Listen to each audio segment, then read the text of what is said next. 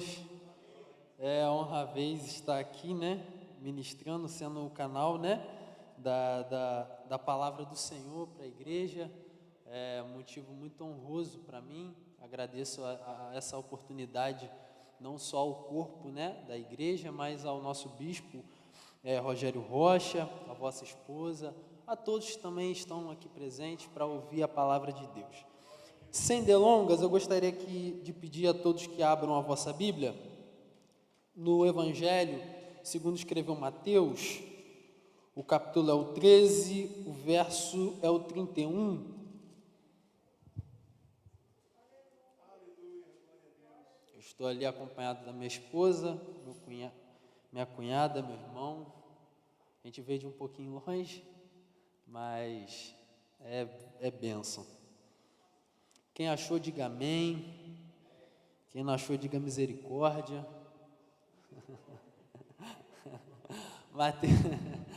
Tem no telemóvel, né? Quem trouxe a Bíblia escrita depois de Zacarias, é o primeiro livro do Novo Testamento. Mateus, capítulo 13. O verso é o 31 e eu vou ler o 32 subsequente. Obrigado. Todos acharam? Amém? Amém. O texto diz assim: e outra parábola ainda lhes propôs Jesus, dizendo: o reino dos céus é como um grão de mostarda que um homem tomou e plantou em seu campo. Embora seja a menor dentre todas as sementes, quando cresce, chega a ser a maior das plantas e se torna uma árvore, de maneira que as aves do céu vêm aninhar-se em seus ramos. Olhe para cá, eu vou ser bem rápido, bem diretivo naquilo que Deus quer falar com a gente essa noite. Esse texto aqui, eu quero hoje abusar da alegoria, eu quero deixar um pouco de lado a exposição, a ser um pouco não fiel ao texto, né? Na veracidade do texto, mas eu quero usar de uma alegoria, porque Deus encharcou meu coração com essa palavra, com essa direção, e desde que me foi dado o convite pelo bispo, Deus tocou no meu coração com essa palavra. Eu fiquei ruminando ela, fiquei lendo, ruminando, pedindo direção e confirmação a Deus, e Ele, dentre esses dias, Ele fortificou e confirmou nessa palavra. Esse texto aqui, quem está falando é Jesus. O contexto aqui é Jesus, ele sai da casa de um culto e ele vai para a beira do mar. Ele chegando na beira do mar, juntamente com os seus discípulos e a multidão que o seguia, ele vai sentar num barco, a multidão em pé, mediante a areia da praia, e ele vai começar a falar. Isso daqui começa um segundo culto, depois de um culto.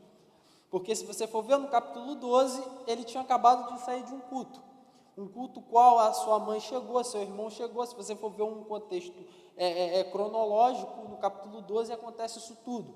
E chegando no capítulo 13, ele vai sair da casa e vai para o mar, na beira do mar. E ali ele vai começar uma parábola falando sobre o semeador. Ele vai falar que o semeador joga semente e a ave rouba e tal, e ele vai começar a discorrer a primeira parábola no capítulo 13. Chegando após essa primeira parábola, um dos discípulos vai virar e vai falar: mestre, por que tu falas em parábolas? Porque tem gente que não entende. E para você entender, a parábola é uma figura de linguagem. Então, tem gente que não vai entender. Um discípulo chega e indaga a Deus: Jesus, mestre, nem todos entendem aquilo que tu falas por parábolas. Aí Jesus vai dizer: realmente, nem todos entendem. Tem gente que está com o coração petrificado e não consegue ter o entendimento daquilo que é falado. Assim como disse o profeta Isaías, nem todos iriam entender. Porque a primeira coisa, o primeiro ponto que eu já quero começar a falar aqui essa noite, é que a revelação que Jesus fala só é alcançada para quem revela o coração. Eu vou repetir. Eu só consigo entender a revelação quando eu revelo o meu coração. Eu aprendi uma chave libertadora de um tempo para cá. Hoje eu abro a Bíblia e eu não leio a Bíblia. Eu abro a Bíblia e eu deixo a Bíblia me ler. Porque mediante o meu coração está revelado para a Bíblia, a fonte da revelação dá insights, encharca o meu coração. Então, Jesus ele vira para os discípulos e fala isso: ei, tem gente que está com o coração petrificado e não vai entender. E mediante a explicação da primeira parábola e respondendo dos discípulos, Jesus vai dar uma explicação a partir do verso 16. Ele vai dizer, portanto, a partir do verso 18, portanto, atentai para o que significa a parábola do semeador. Aqui é uma continuidade da primeira parábola. Olha só, quando uma pessoa escuta a mensagem do reino, mas não a compreende, vem o maligno e arranca o que foi semeado em seu coração. Estas são as sementes que foram semeadas à beira do caminho. Esse compreender aqui não é a capacidade de entendimento. No original, esse compreender aqui é a vontade de entender. Porque vontade está associado, está atrelado ao coração. Porque tem gente que vem, mas não vem não querendo entender, vem sem vontade de entender, porque todos nós temos a capacidade de entender. O que manda é a vontade que o meu coração está em entender aquilo que Deus está falando. Aí Jesus ele vai dar essa explicação, ele vai falar, olha, tem pessoas que são à beira do caminho, são pessoas que vêm, mas não conseguem entender nada daquilo que foi falado, e o maligno vem e rouba a semente. Aí ele vai continuar, e aqui eu crio uma tipologia de 4 crentes, e o primeiro crente é à beira do caminho, é aquele que escuta, mas ele não absorve, e o maligno rouba aquilo que foi implantado nele. Aí ele vai para o versículo 20, e o que foi semeado em terreno rochoso, esse é o que ouve a palavra e logo o aceita com alegria. Contudo, visto que não tem raiz em si mesmo, resiste por pouco tempo, e quando por causa da palavra chegam os problemas e as perseguições e logo o desânimo. Esse daqui é o segundo crente, é o crente do terreno rochoso, é aquele crente que vem para a igreja, ele consegue ouvir, ele consegue absorver, mas o coração dele está tão petrificado que a semente não consegue criar raiz, não tem um efeito duradouro, um efeito momentâneo. É aquele crente que você vira para ele no final do culto, e aí, como é que foi o culto? Foi bênção. Mas o que foi pregado? Eu não sei, mas foi bênção, foi poder de Deus, foi glória, o céu desceu, a igreja subiu, mas e aí? Me dá um resumo. Não sei, porque queridos, vocês precisam entender que o que atrai a vitória não é o momento, e sim a permanência. Um exemplo, a palavra é tudo, um exemplo, aquele cego de nascença, quando Jesus encontra com ele e com os seus discípulos, e um diz, ei mestre, quem pecou, ele ou seu pai? Jesus vira e fala, olha, nem ele nem seu pai pecou, mas para que manifestasse a glória de Deus, vai até o tanque e lava-te. Ali você precisa entender que ele teve um encontro com Jesus, mas ele não ficou com a vista boa, ele só estava com uma palavra, vai até o tanque e lava-te. Mas, espera aí, Lucas, ele encontrou com Jesus, mas não ficou curado. Jesus deu uma palavra, porque eu preciso entender que o culto é gostoso, esse ambiente é bom, a palavra é boa, mas isso daqui acaba. O que importa é a palavra que eu vou sair daqui para fora. Aí o crente do terreno rochoso é assim, é aquele crente que o coração dele é tão petrificado que ele ouve, mas ele não entende, ele perde tudo aquilo que ele recebeu aqui dentro. Aí Jesus vai continuar, Contudo, tem um crente que foi, eu estou já na acréscimos, tem um crente que é semeado entre espinhos. Este é aquele que ouve a palavra, mas as preocupações desta vida e a sedução das riquezas sufocam a mensagem, tornando-a infrutífera. Esse daqui é aquele crente que o terreno é bom, a recepção da palavra é boa, mas é tanta preocupação com o mundo natural que ele não consegue deixar crescer aquilo que foi plantado nele. E Jesus aqui, ele fala sobre esses 3 tipos de crente. E no quarto ele vai falar algo que me alegra muito, e que eu acredito que aqui na IBR Lisboa só tem esse tipo de crente. É o crente boa terra. O crente boa terra é aquele que ouve a palavra e entende. O entende aqui no original é o mesmo do versículo 17, que é o compreende, ter a vontade de entender. Ele entende, este frutifica e produz grandes colheitas. Em alguns 100, outros 70 e outros 30 vezes mais do que foi semeado. Sabe que crente é esse? Esse crente é aquele crente que ele acorda pela manhã e ele sabe que é domingo, ele sabe que é sábado, ele sabe que é terça, ele sabe que é quinta, e ele fala assim: Deus, hoje eu tenho um encontro marcado contigo hoje à noite. Hoje o meu dia não começa, o meu culto não começa no culto, o meu culto começa quando eu acordo. Pai, eu quero preparar a terra aqui dentro, eu quero adubar a terra aqui dentro, porque eu sei que lá à noite o Senhor vai semear uma semente, e eu vou colher 100 por 1, 30 por 1, 70 por 1. Aí sabe o que acontece? Esse tipo de crente, ele vem para a IBR Lisboa, ele chega aqui, sabe o que ele faz? Ele levanta a mão e mostra para o Senhor: Pai, a minha mão está suja, e o meu terreno está preparado.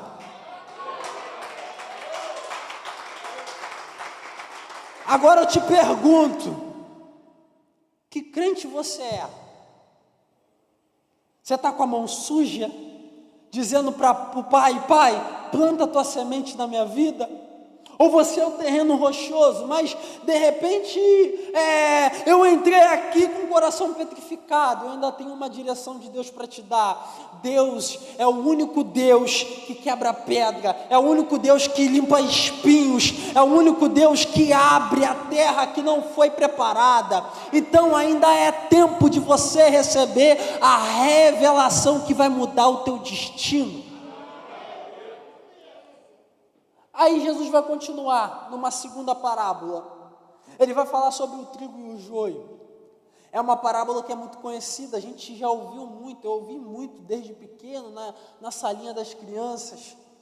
A tia falando que o trigo e o joio tem que ser arrancado, o joio não pertence ao trigo, e algumas pregações falando que você quer identificar o trigo e o joio, quando é a hora de colher, o trigo ele se encurva, o joio continua ereto, rígido. E a gente ouve muitas e muitas histórias sobre o trigo e o joio. Jesus, porém, me trouxe uma luz aqui muito interessante, porque ele vai falar que o trigo é uma boa semente, mas o que me deixou intrinsecamente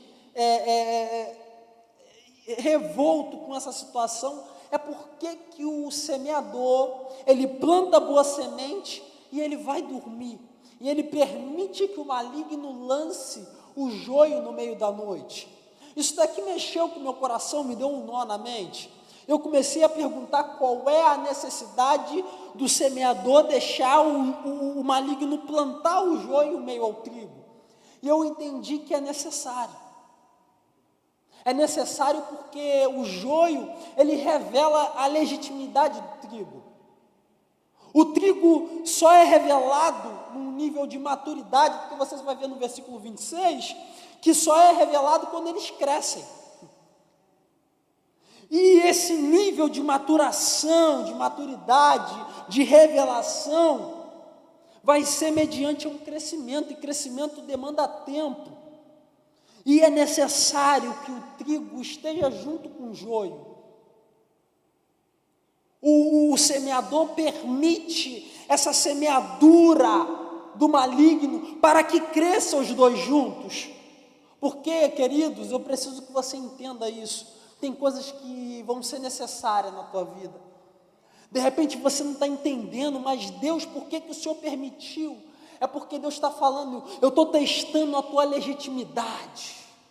Eu estou testando a tua estrutura mediante a estar junto com o joio. E na hora certa, eu quero ver se você vai ser revelado, se você vai amadurecer a ponto de aparecer no momento certo, e muitos irão ver que você é trigo.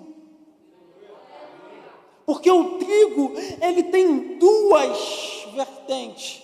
É essa a qual eu falei, que na hora da colheita, ele se curva com o peso dos grãos.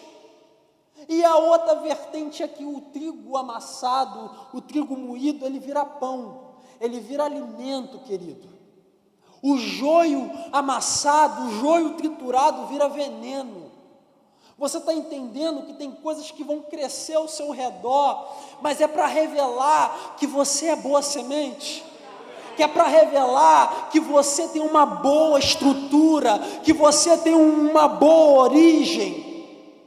E tem coisas que Deus vai permitir acontecer e crescer junto com você, para revelar quem você é, mediante a falsidade que está ao nosso redor, que é o mundo. E o texto vai dar ênfase e continuidade. Jesus vai falar sobre o trigo e sobre o joio, e ele vai chegar onde eu quero chegar, no versículo 31. E aqui eu vou ser bem rápido. Eu precisava dar esse pano de fundo para vocês entenderem como que foi o contexto aqui da história. Jesus, ele chega, ele fala a primeira parábola, ele explica o porquê que ele falou a primeira, ele depois fala sobre o trigo e o joio, e ele chega aqui, no versículo 31.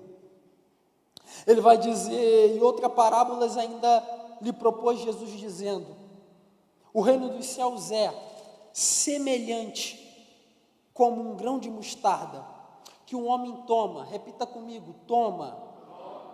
Ele planta, repita comigo, planta, e ele lança em seu campo. Repita comigo, lança em seu campo. Isso daqui mexe comigo. Isso daqui mexe comigo porque esse tomar do homem aqui desqualifica o meu querer. Eu quero trazer para você, contextualizar isso daqui para que você entenda que você aqui é a semente, é o grão de mostarda. O semeador é o pai, e ele toma. Isso daqui a gente entende, isso daqui é tão possessivo, é tão confrontador, é tão confrontante, porque eu perco o direito. Quando ele me toma, eu perco o direito de ter, de escolher, de ser o que eu quero. Quando ele me toma, eu tenho que ser aquilo que ele quer que eu seja. Ele toma o trigo, ou melhor, a semente. Ele toma a semente e ele planta, repita comigo, planta. Em outras traduções aqui diz que ele lança. Agora você entende isso daqui? O lançamento de Deus é diferente do lançamento humano, porque a terra fica onde, gente? A terra fica no chão, no chão. Ninguém precisa ser agricultor para saber que para se plantar, a gente precisa o quê? Cavar, preparar a terra, abrir um buraco. Aí agora só, olha o entendimento e a luz disso daqui. O homem vai tomar e ele vai lançar a semente nesse buraco. Só que a palavra lançar, ela dá a ideia de lançamento. E o nosso lançamento, a gente sempre pensa que o lançamento é para cima, eu vou decolar. Agora acabou, eu vou decolar. Agora cheguei na fase da minha vida que chega, agora eu preciso voar abaixo. E vem um homem e toma. Diz assim, ei, não é o que você acha, não é o que você pensa, não é o que você direcionou para você, e sim o que eu direcionei, e eu vou te lançar agora, mas não é para cima, é para baixo. Eu vou te lançar para baixo, e melhor que lançar para baixo, eu vou tampar o buraco, e você vai ficar escondido. Eu vou te esconder, porque o meu lançamento exige esse procedimento. Você não vai crescer se eu não te lançar para baixo e te esconder. Antes de você aparecer, eu preciso te lançar para baixo, e você...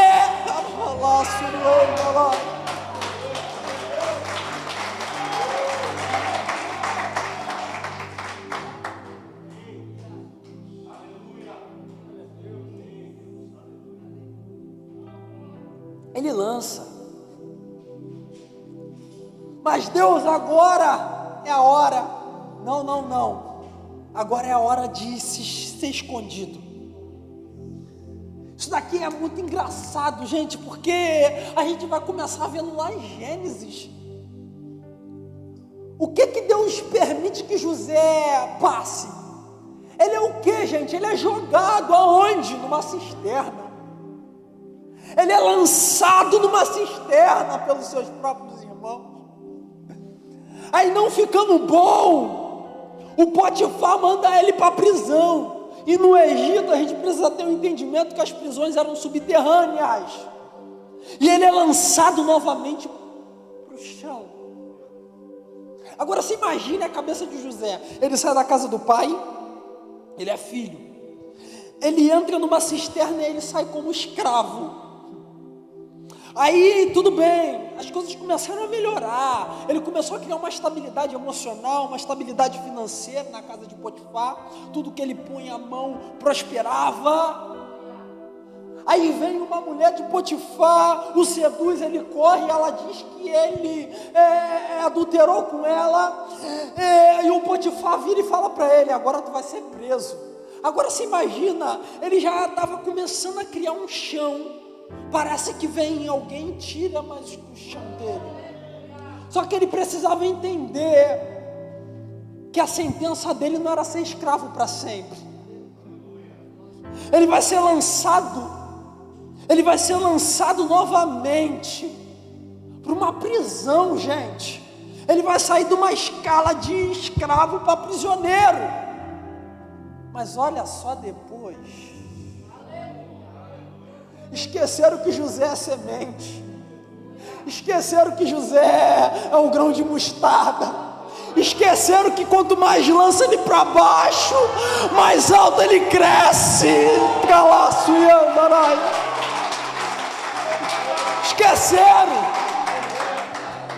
Esqueceram.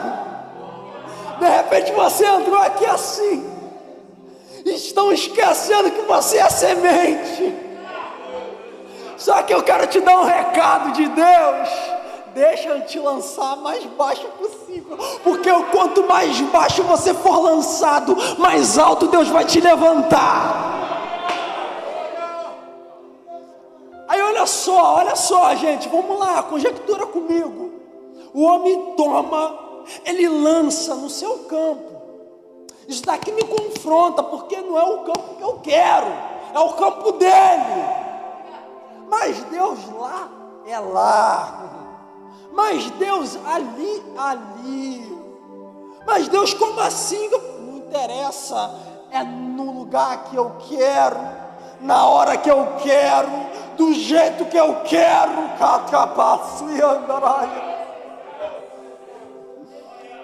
Aí o texto vai falar sobre o processo da plantação. E o versículo 32 vai dizer: embora seja a menor dentre todas as sementes, quando cresce chega a ser a maior das plantas. Vamos lá, cientificamente falando, 2 pontos que eu quero dizer. Grão de mostarda, o máximo que cresce é ser um arbusto de 1,48 m no máximo. Eu não sei, que eu acho que eu sou muito gigante, né? Eu acho que eu tenho 1,83 m, eu não sei nem o que é 1,43 m, mas acho que é desse tamanho aqui. Mas olha só,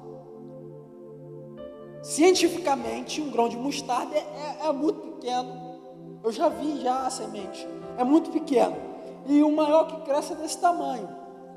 Mas agora você imagina esse grão de mostarda se tivesse vida.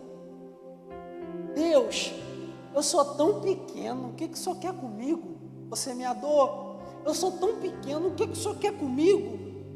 Ô semeador, eu sou tão pequeno, o que o Senhor quer comigo? E Deus falando, o semeador falando: ô semente, você não sabe o tamanho que você tem. O futuro é um lugar e eu estou nele, e eu sei o tamanho que você vai chegar. Ô semente, a tua condição atual não define o teu resultado final. Ô semente, não interessa o quão pequeno você é agora, mas não interessa, aí você tem que ver como que você vai se tornar.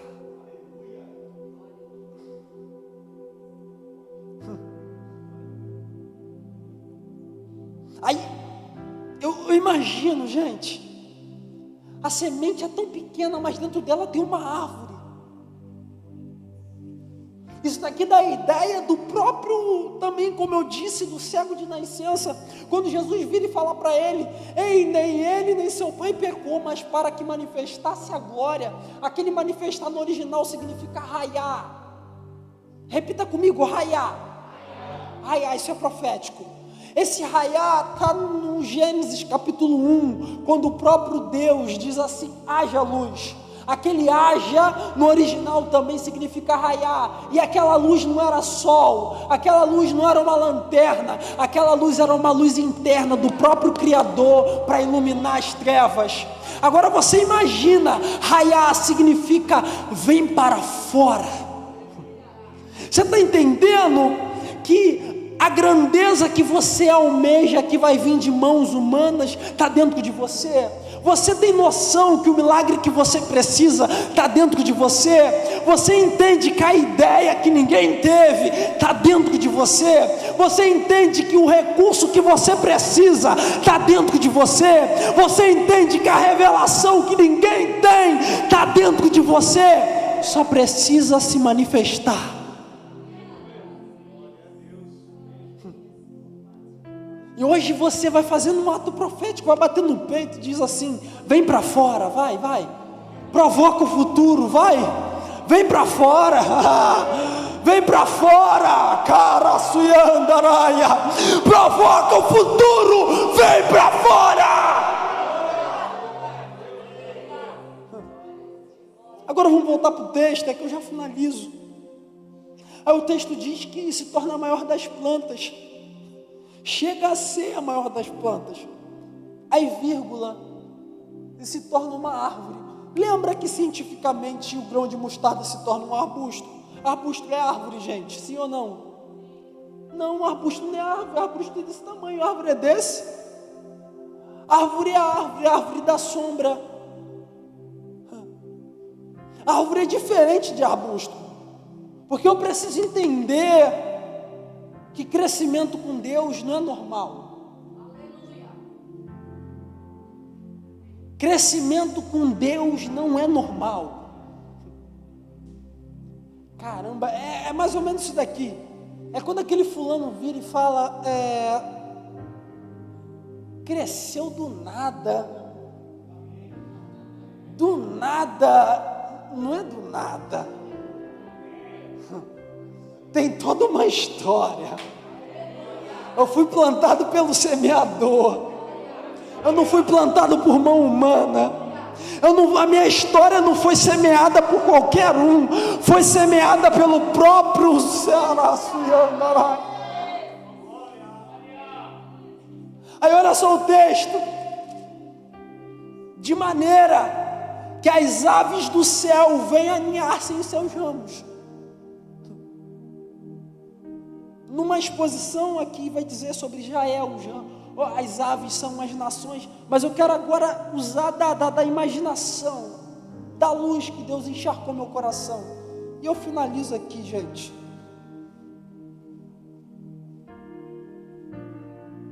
Vamos dar um replay. Primeiro o homem toma, depois ele lança no seu campo, porque o campo dele, para mim, pode ser inapropriado, mas é o melhor lugar para mim estar. Eu preciso entender isso, que às vezes o campo que parece ser vistoso, não é o lugar que ele quer que eu esteja. Isso daqui a gente vai ver essa diferença entre Ló e Abraão.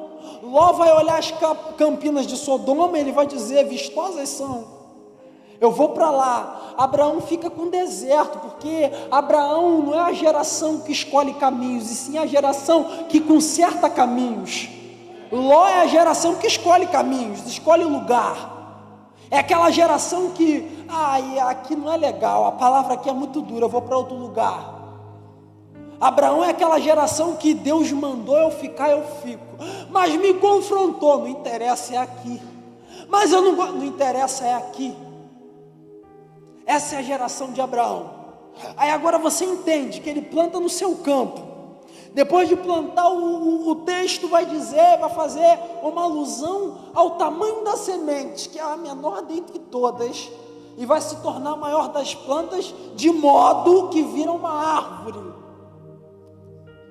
Aí a conclusão do texto vai definir o motivo do crescimento.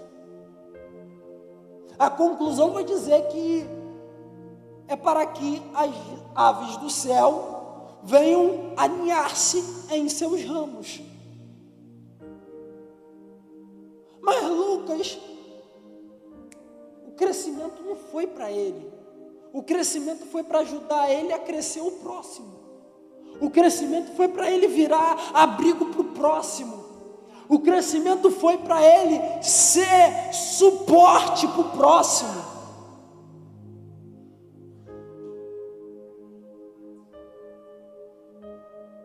E eu quero que você fique de pé.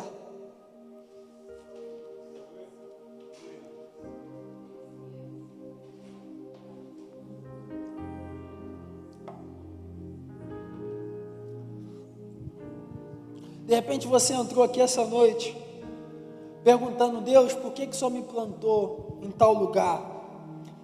Ou de repente, por que o Senhor me trouxe para essa nação ou para esse lugar? Ou Deus, por que o Senhor me plantou nessa família?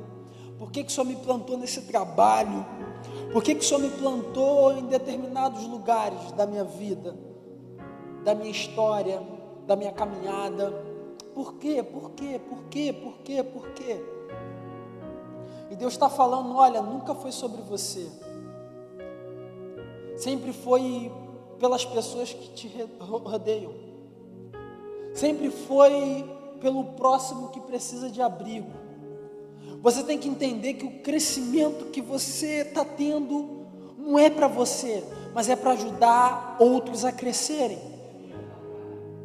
Isso daqui é uma ideia coletiva do reino. Eu não cresço para mim. Eu cresço para a edificação do próximo.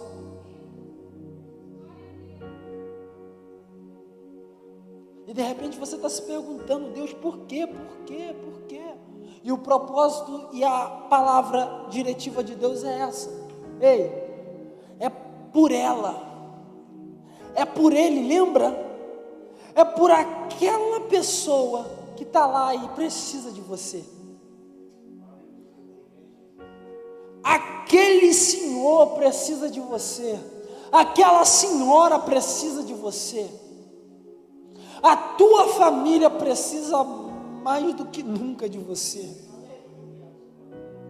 O teu trabalho precisa de você. É por isso que você não pode jogar tudo para o alto. Num termo brasileiro, e num termo daqui eu tentar explicar. É por isso que você não pode abandonar o lugar que você está, porque tem pessoas que precisam de você. Tem pessoas que precisam de você. Você é abrigo. Você é abrigo. Você é abrigo. Eu vou ficar repetindo isso, o Espírito Santo de Deus está me movendo a repetir isso. Você é abrigo. Mas Lucas, é eu que preciso de abrigo. E Deus está dizendo para você: eu te coloquei lá com um propósito. Você é abrigo. Você é abrigo. Eles precisam de você mais do que você precisa deles. Você é abrigo. Mas Lucas, eu não estou aguentando, não interessa. Você é abrigo. Mas Lucas, está muito difícil. Você é abrigo. Mas Lucas, não foi à toa, você é abrigo. E eu quero que você ponha a mão no seu coração.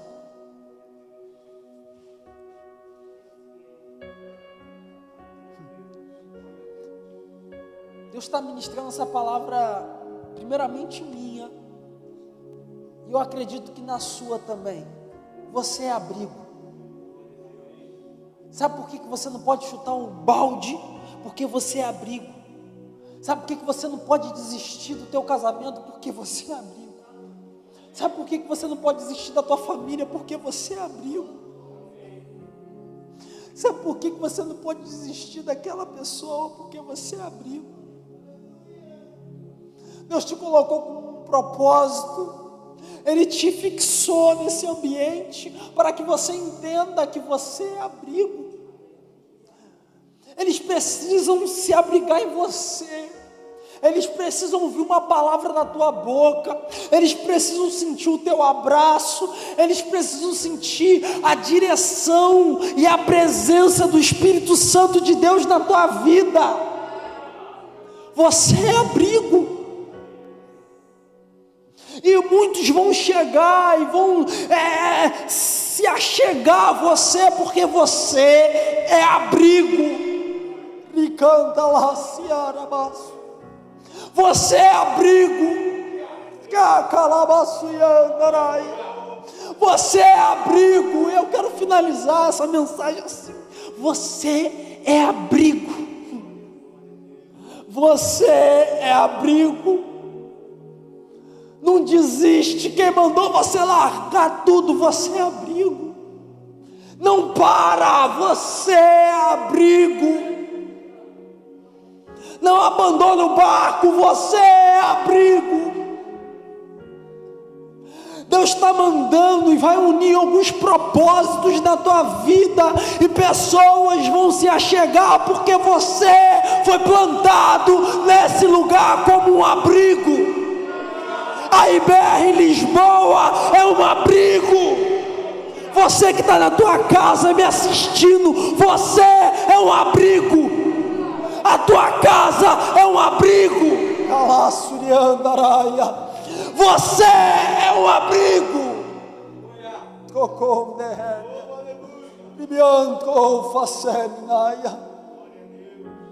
Deus está presente, gente. A presença dele é real nesse ambiente. Ele está falando ao meu coração e está mandando repetir isso. Você é abrigo. Não para. Não para agora não é hora de parar. Você é abrigo. Ei Pedro, quem mandou você largar a rede? Pedro, volta para lá, joga a rede do outro lado, porque vai vir uma pesca maravilhosa. Ei, você é abrigo. Não para. Você é abrigo, não para. Feche seus olhos, deixa o Espírito Santo de Deus ministrar no teu coração enquanto eu oro, e logo depois eu passo o microfone a quem de direito. Senhor Deus e Pai, na tua presença, Pai, diante do teu altar como sacrifício vivo, queremos, Pai, confirmar a tua palavra e dizer que somos abrigos, Pai. Nós somos abrigos, Pai. Não interessa onde a gente foi plantado, porque a gente foi tomado pela tua poderosa mão. As tuas cordas de amor nos cercaram, dos laços de morte o Senhor nos afastou. E o Senhor nos tirou do lamaçal do pecado e nos lançou no teu campo, Pai. Nos escondeu debaixo da tua terra, para que nós venhamos criar raízes, Pai. E Pai, estamos aqui, Pai, na qualificação, Pai, de ouvintes e de filhos, Pai, e confirmando a tua palavra e dizendo que somos abrigos, Pai. Pai, dizendo, Pai, selando no teu altar, que nós não iremos desistir, nós não iremos parar, mediante a tudo que Satanás está tentando falar a nosso respeito. Nós entendemos que somos abrigos, nós entendemos que somos abrigos, e não interessa a artimanha, não interessa carros de Satanás, não interessa armas forjadas contra o nosso respeito, nós não iremos parar, nós somos abrigos, Pai. Pessoas precisam se abrigar, Pai, em nós. Pessoas precisam experimentar o que temos de Ti, Pai. Pai. Pessoas precisam sentir o que nós sentimos, Pai. Nós somos abrigos, Pai. Confirmamos isso no Teu altar e dizemos, numa voz profética, como igreja, como a Tua noiva, que nós não iremos parar, porque somos abrigos. Mande 20, mande 30, mande 50 por aquelas portas, Pai. IBR Lisboa está aberta, porque IBR Lisboa é abrigo, Pai. IBR Lisboa não vai fechar, porque IBR Lisboa é abrigo, Pai. Não importa o que Satanás fale, IBR Lisboa é abrigo, Pai. Cada vida que está aqui na qualificação de igreja é abrigo, Pai.